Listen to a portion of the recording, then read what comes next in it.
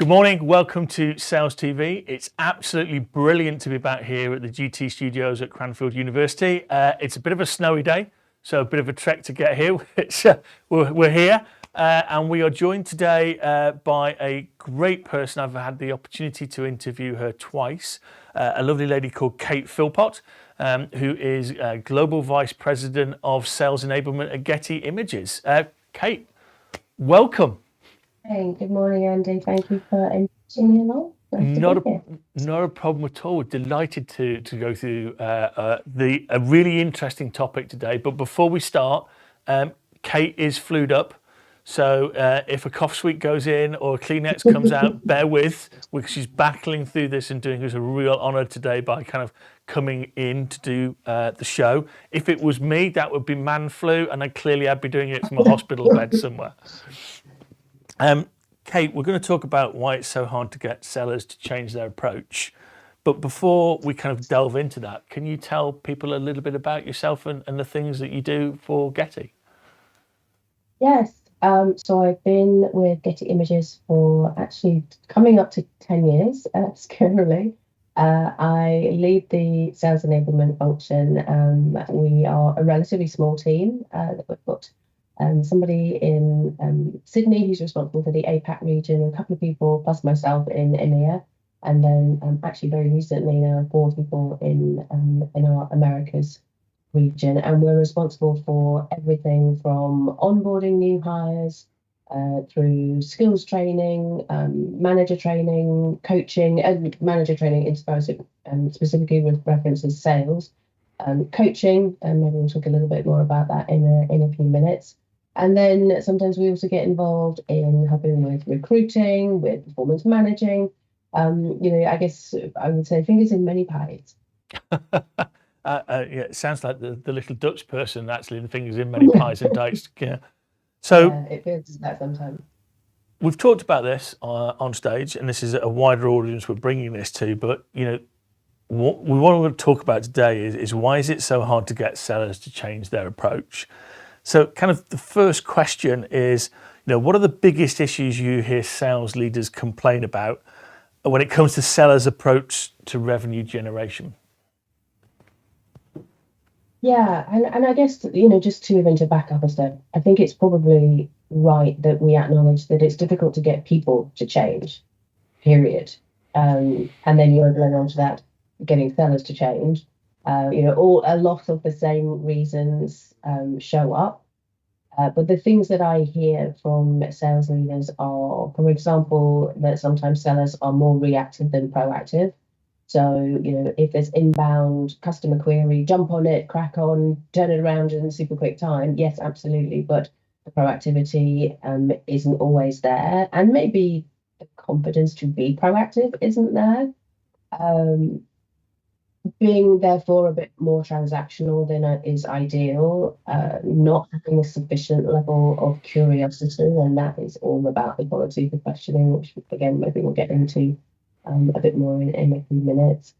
And then not investing time on strategy, so really thinking about how do I navigate through this organization to develop relationships that I don't already have, rather than leaning on the one person that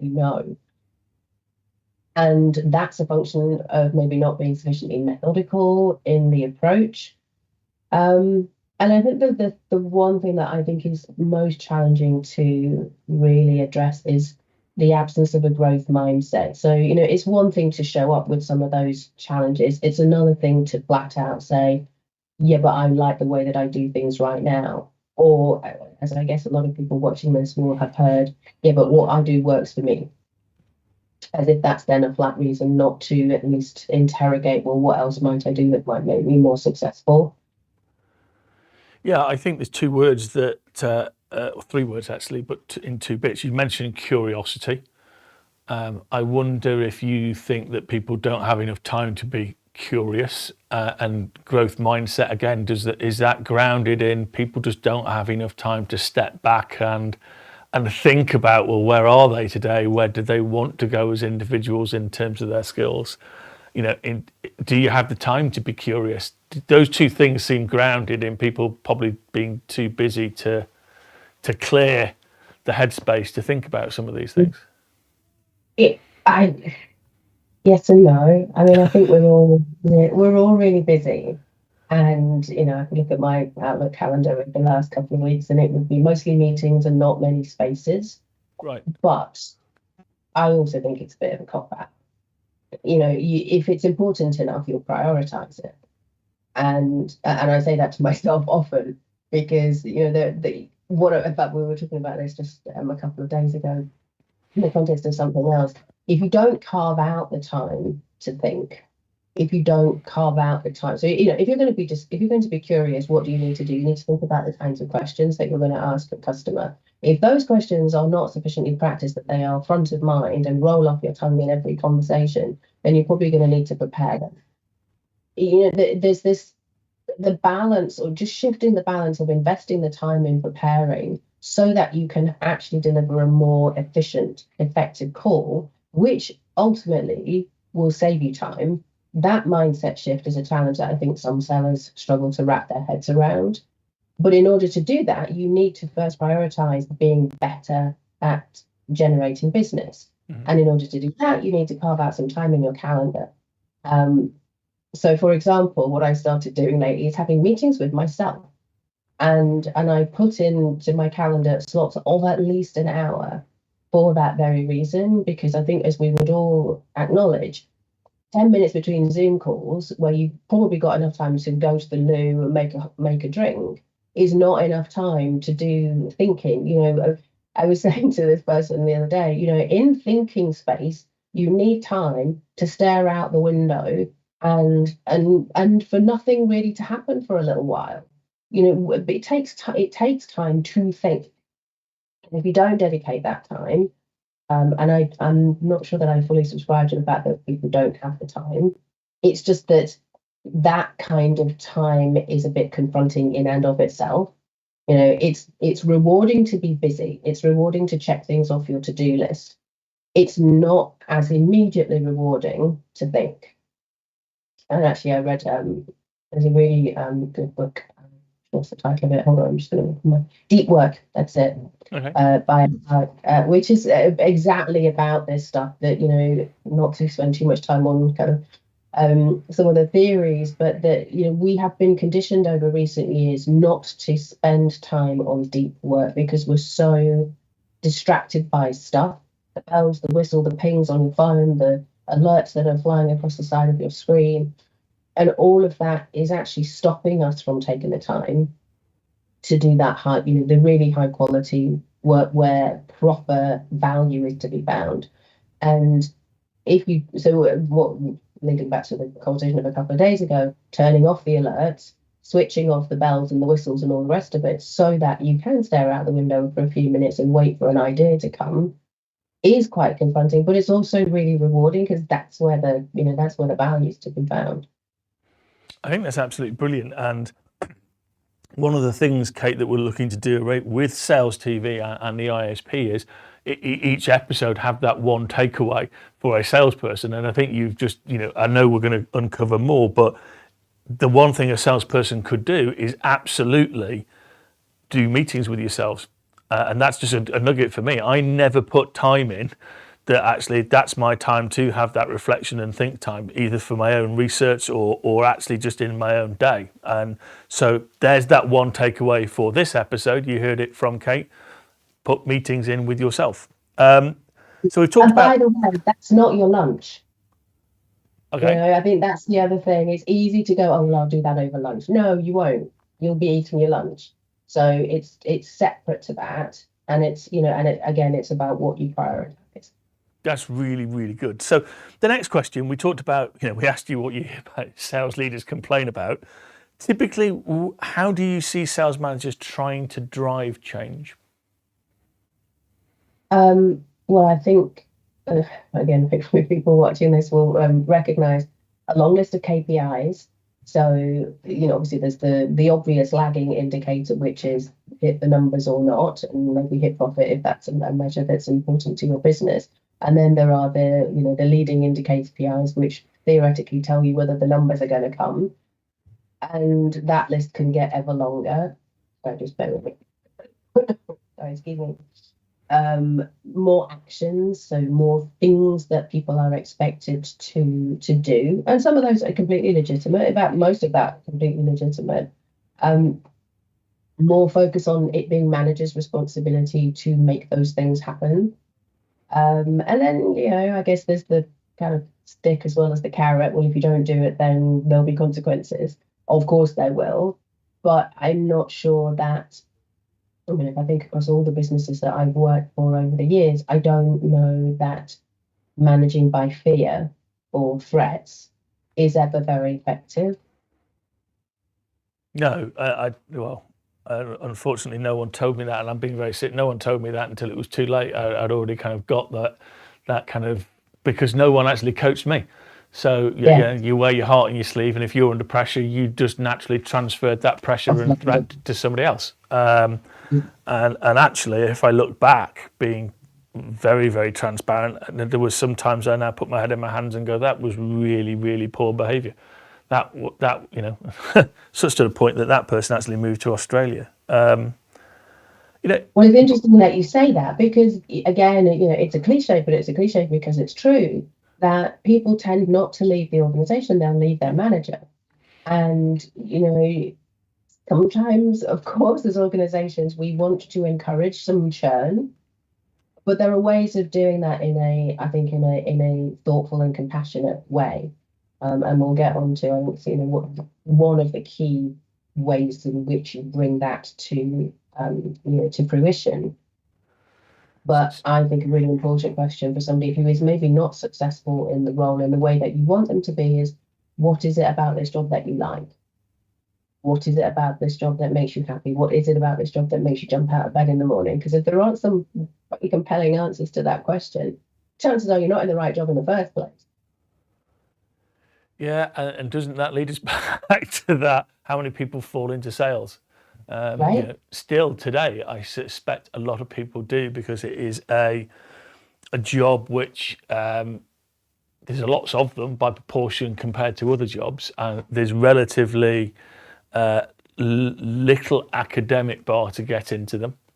I'm not going to go talking to personal branding in this one, but you're right. I think from some of the statistics that we've seen in the Institute and Cranfield, about 25% of people are leaving the sales role within the first 18 months, which is not a great statistic if we think we're going to improve attraction and retention and talent.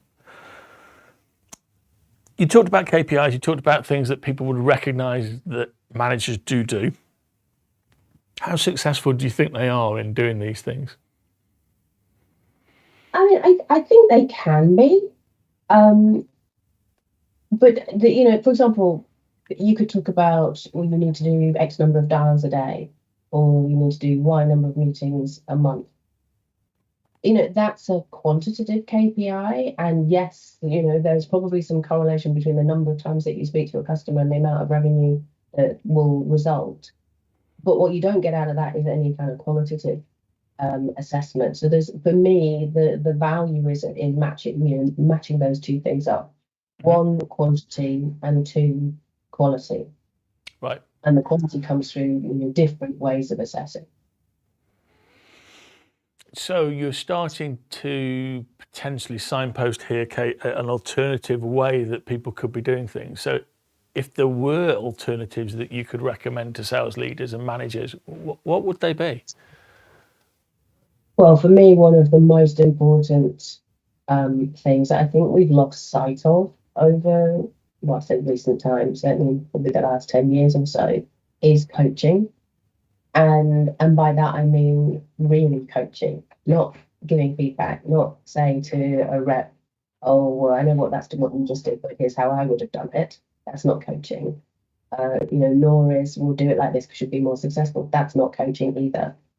Coaching is coming to a conversation with a rep and with again, with that word that I keep banging on about, curiosity, asking the rep, what happened in the call? What was your intention in the call? How did you prepare for the call? What did you define as successful outcome? What did you actually achieve? What do you think the reasons for that are? And unpacking their thought process in getting to where they arrived at. And then based on the rep's assessment of that call, which of course backing up a step means you had to be there or you have to watch a recording of it.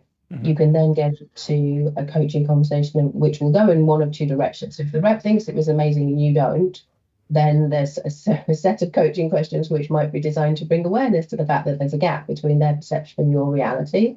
But if they think it was not good and you agree, then you're going to have a slightly different coaching conversation. But I think the goal here is to create some independence of thought. I remember years ago, I mean, my first job when I started in sales was at Mars Confectionery, and it was an expectation that your manager would come out with you for a day of visiting corner shops once a month, and they did. And after every call, the expectation was that you will talk to your manager about what happened, what went well, what didn't go well, what you're going to do differently next time. I mean, those are the kind of the fundamentals of sales coaching, which I mean, luckily I had that foundation and I've since gone on and done, a coaching qualification, but that's been the basis on which I have seen or saw my own sales skills develop. And I think we miss a trick if we don't invest time in helping our reps to understand that they may have, for example, fallen into repetitive behaviors. It's just like driving a car. Somebody probably did teach you how to sell back in the day, but maybe you've decided over the years that you could cut some corners, and then you keep cutting those corners and you forget what the standard is that you ought to be operating to. Or on the other hand, nobody ever taught you. They just gave you a buck of business and said, well, off you go, sink or swim. And you're right. I know a lot of, entry level sellers for whom that is the reality. I mean, it's absolutely awful. So, if you bimble along and it kind of works for you, well, yes, I can see why you would be nervous about changing. And that's where the coach comes in. What is it about the way that you're working right now which is good? What might you want to do differently? How efficient are you right now? What would you like to save time? How much did you establish when you asked the questions that you asked in this conversation? What else might you have found out? What kind of questions were you asking? I mean, that's all of the stuff which is the fundamentals of sales. But it's so much more empowering to ask those questions, to pose those questions to somebody and have them give you the answers rather than you just tell them, well, here's the 22 things that you didn't do right in that call. No, I think anybody's not. I think you're absolutely spot on. I think we've got some great comments coming in here. So from Dr. Dale Childs, nail on the head. Many managers don't know how to really manage and aren't trained on how to do so or how to coach. From my own experience at one or two conferences, when people actually ask, how do I coach? Well, okay, are you aware about how many different coaching styles and disciplines there are? And you as sales managers probably start off as, I read the Alex Ferguson or the All Blacks coaching book and consequently I'm fully qualified. It's like, no, if you get into coaching, be prepared that you may well end up with the respondent going, you know what, I really, as you say, this is not for me. Nothing in this role gets me out of bed in the morning, and off I go. And how are you actually gonna cope with that as a manager when someone turns around to you and says, thank you, you've just effectively coached me out of the job because I think it sucks? Well, now you see, we've been having this conversation, within the revenue organization at Getty Images. I personally, and I think a lot of my colleagues would agree, there's nothing wrong with arriving at a conclusion that says this is not a job that makes me happy. I mean, goodness knows, you spend a lot of time at work. And if you are not in a job that makes you bounce out of bed in the morning, at least some of the time, I mean, let's not pretend that, every day is a bag of roses, because of course it isn't. But it's got to be more often than not something that makes you feel fulfilled. If you arrive at a point where the person that you're coaching says, you know what, this job doesn't make me happy, and the things that you need me to do, I actually don't feel comfortable doing, then fine, go be happy doing something else. In parallel, though, sales leaders, and this is a conversation we've just been having, need to invest a lot more time in proactively recruiting so that you've got those two strands. Yes, there might be people in my team who find more fulfillment elsewhere, But in parallel, I'm going to be researching the market and identifying people who are, vocal on LinkedIn or show up at events and really demonstrate their chops. I'm going to be building relationships with those people in anticipation that at some point in the future I might have an opening. And that could be, 12, 18, 24 months down the line. But if you're not building those relationships, it makes it a lot harder when that person, let's say that person does resign, because then of course you're managing the vacancy, and everybody knows that sales managers don't like vacancy because revenue. But yeah, ideally you've got people reasonably ready to slot in behind that person should they eventually decide that that this is not the job for them. There's a great friend of mine, Volker Weiss, who actually worked at UPS and about 15 years ago. He actually, to your point where you join a company and leave a manager, they decided that they were actually going to have a proper sales academy where actually a manager would not get their hands on a single person that was in that academy. And then they would nurture those people. And to your point, when somebody did decide to move on, it might have been a promotion, someone could seamlessly move into that role, which is great. Some wonderful comments keep them coming. Dr. Lee Williams, habit and accountability coaching.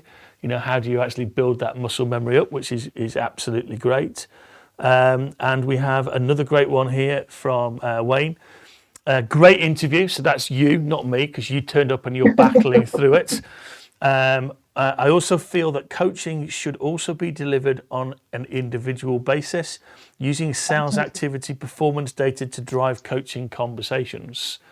What's your thoughts around that? Totally agree. And to come back to the cadence point, sorry, just bear with me.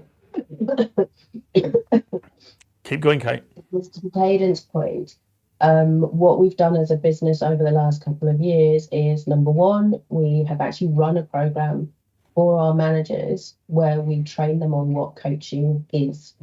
And we covered the GROW model. We have a version of that for our managers that they now use. And what we ask them to do, so they have a KPI, which is a minimum of one coaching session per rep per quarter.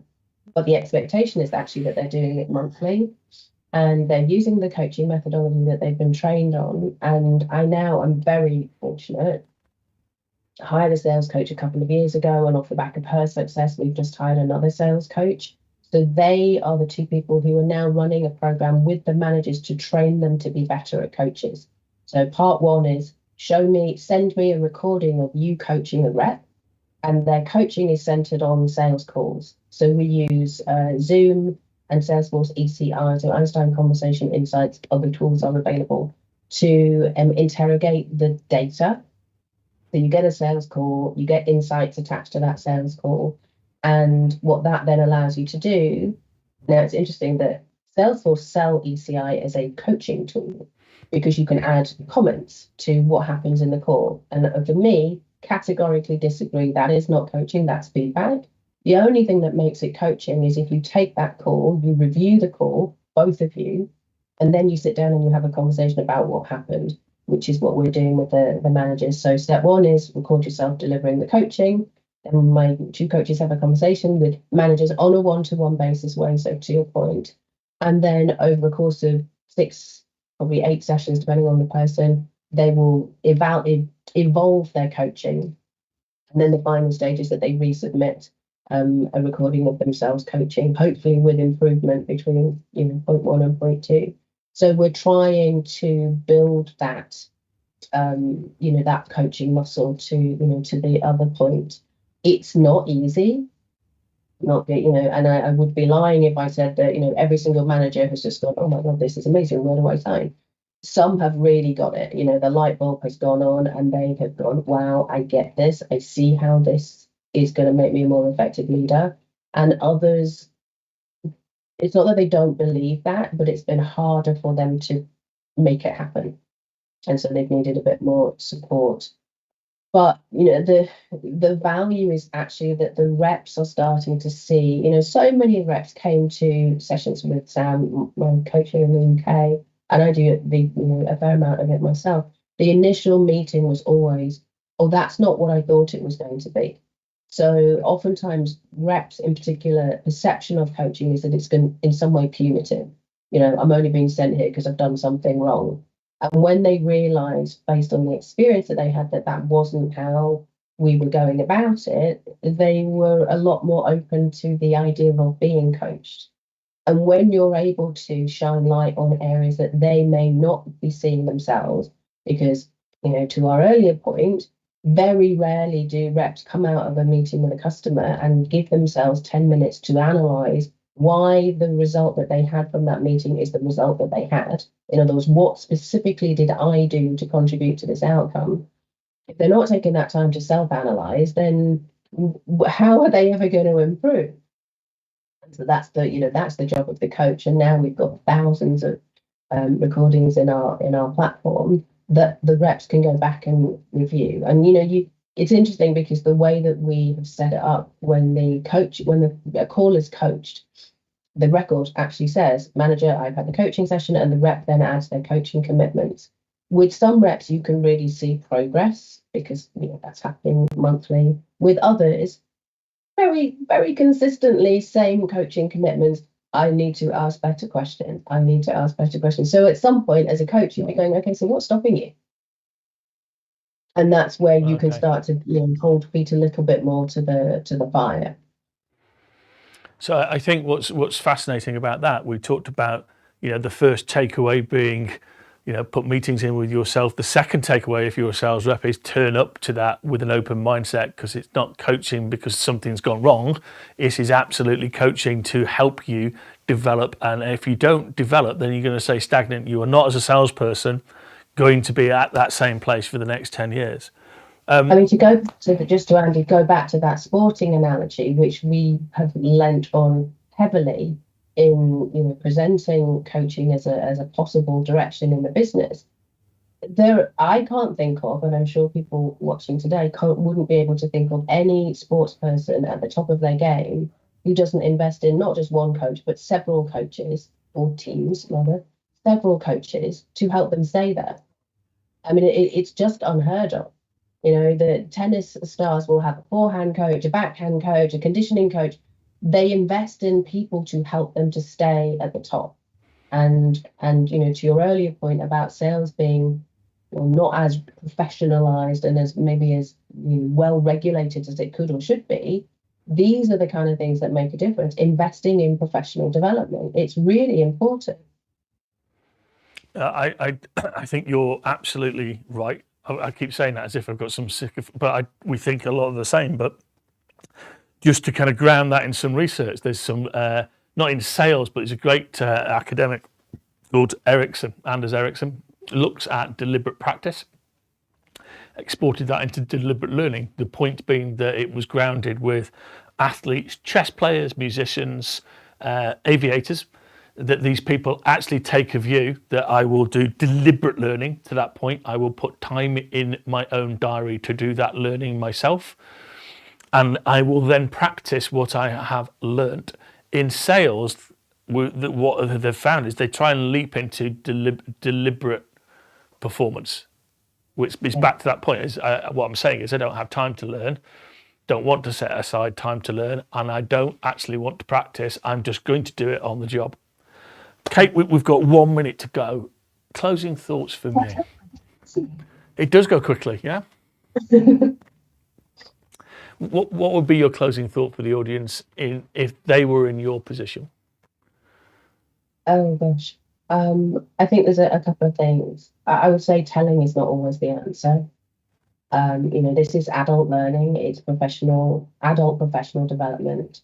Telling people what to do invariably will not give you the outcome that you are hoping for. So on the other hand, maybe booking that time with yourselves to consider how you might train your managers to do things differently, and having your managers consider coaching, true coaching, as a way of getting that shift of behavior change that you're looking to cause, might be a worthwhile thing to consider. Brilliant. Thank you so much for your time today. I'm glad we've got your thinking out in front of an audience of thousands. I would like to say Thank you to all of the audience for participating. One last comment from Dale: akin to personal development, all top athletes, to your point, are doing that psychological, physical, tactical development of themselves. A great comment to end on. Thank you, Dale. With that viewpoint, thank you to everybody here at Cranfield, for Chris, for Robin, for David, for everybody here for making this live and an event that's brilliant. Thank you for your engagement, and we look forward to seeing you tomorrow on the US edition and in the next week for another session of Sales TV. Thank you again, Kate. It's a pleasure. Thank you, Andy. Thank you, everyone. Bye now.